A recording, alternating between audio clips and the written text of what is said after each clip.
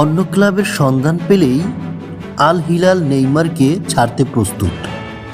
যদি শীতকালীন দলবদলে নেইমার কোনো ক্লাবের সন্ধান না পায়, তাহলে ক্লাব বিশ্বকাপ পর্যন্ত আল হিলালই থেকে যাবে। নেইমার খেলবে শুধু এশিয়ান চ্যাম্পিয়নশিপ ও ক্লাব বিশ্বকাপের ম্যাচ। যদি সৌদি লিগে রেজিস্ট্রেশন হওয়ার সম্ভাবনা একেবারে শূন্যের কোঠায় বললেই চলে। ব্রাজিল ফ্যানরা জিতে যায় এই এক জায়গাতেই।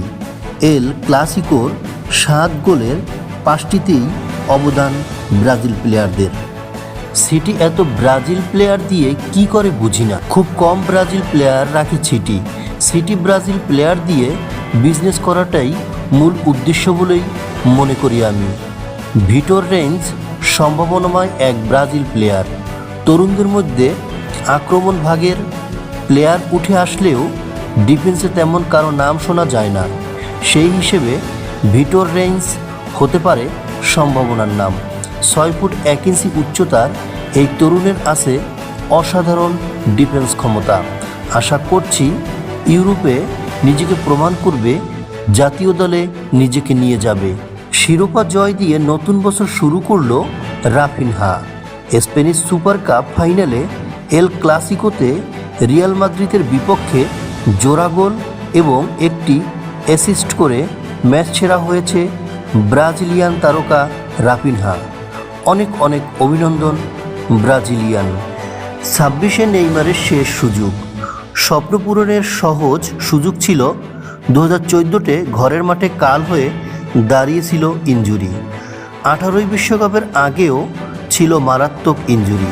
22-এ মোটামুটি ফিট হয়ে গেলেও প্রথম ম্যাচেই ইনজুরি। 22 বিশ্বকাপের পর থেকে এখন পর্যন্ত কাহিনীটা সবার জানা। ইনজুরি আর মিডিয়া ফটোশুটেই দিন যাচ্ছে নেইমারের।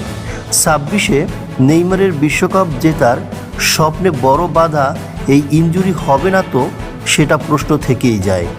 নেইমারের এই প্রশ্নের সাথে কোটি ব্রাজিল ভক্তের স্বপ্ন লুকায়িত।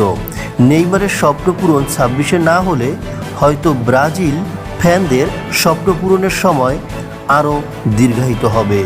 হয়তো কোনো একদিন ব্রাজিল ফ্যানদের স্বপ্নের হ্যাসকা জয় হবে, কিন্তু নেইমার নামক আফসোসটা আমাদের পুড়িয়ে যাবে নীরবে। খুব করে চাই নেইমার অন্তত শেষটা রাঙিয়ে যাক, নিজের স্বপ্ন পূরণের পাশাপাশি পূরণ করুক কোটি ব্রাজিল ফ্যানদের স্বপ্ন। ব্রাজিল তো একদিন হেসকা জয় করবেই, আর সেটা যেন নেইমার সহই হয়। হেসকা জয়ের পর এমন আফসোসটা যেন আমাদের করতে না হয়, ইস আজ যদি নেইমার থাকতো।